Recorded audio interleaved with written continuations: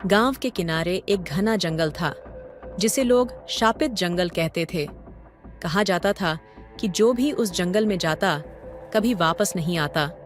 लोग बताते थे कि रात में उस जंगल से अजीब सी चीखें सुनाई देती थीं और कुछ रहस्यमयी चीजें वहां रहने वालों को अपनी ओर खींच लेती थीं। रघु, जो गांव का सबसे निडर युवक था, इन कहानियों पर यकीन नहीं करता था। उसने ठान लिया कि वह इस शापित जंगल का रहस्य जरूर उजागर करेगा। उसकी गर्लफ्रेंड सुनीता ने उसे रोकने की बहुत कोशिश की, पर रघु नहीं माना।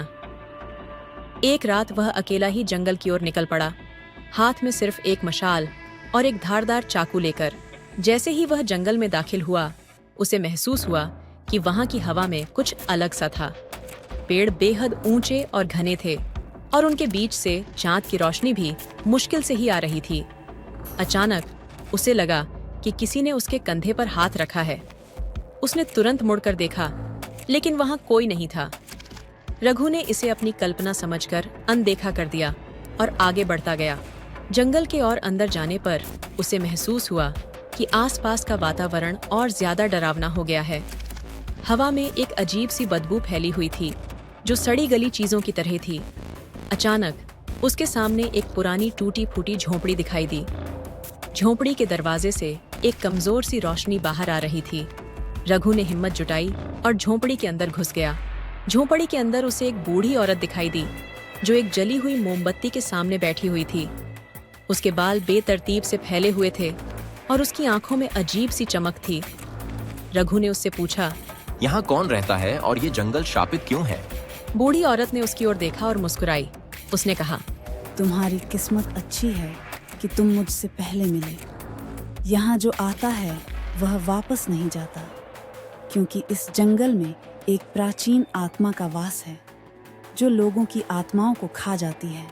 रघु ने उसका मजाक उड़ाते हुए कहा, मैं इन कहानियों पर यकीन नहीं करता। बूढ़ी औरत ने गंभीरता से कहा, अगर तुम नहीं मानते तो आज रात का इंतजार करो। जब तुम्हारी घड़ी में 3 बजेंगे तब इस जंगल का असली चेहरा तुम्हारे सामने आएगा। रघु ने हंसते हुए झोंपड़ी छोड़ दी और जंगल में घूमने लगा।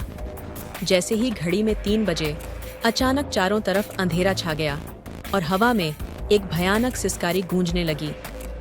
रघु ने महसूस किया कि उसके आसपास का वातावरण बदलने लगा है।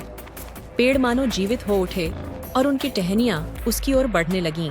जमीन से धुंध उठने लगी और उसमें से सैकड़ों आत्माओं की चीखें सुनाई देने लगीं। रघु ने भागने की कोशिश की, लेकिन उसकी टांगें जकड़ गईं।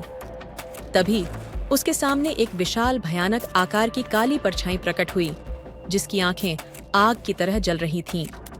वह परछाई धीरे धीरे रघु की तरफ बढ़ने लगी और उसकी आंखों में देखते ही रघु की आत्मा जैसे शरीर से बाहर खींचने लगी।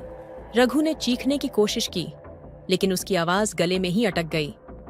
वह देख रहा था कि उसकी आत्मा उस परछाई में समा रही है और उसका शरीर धीरे धीरे निष्क्रिय होता जा रहा है। आखिरी पल में उसने सुनीता का चेहरा याद किया, लेकिन तब तक बहुत देर हो चुकी थी।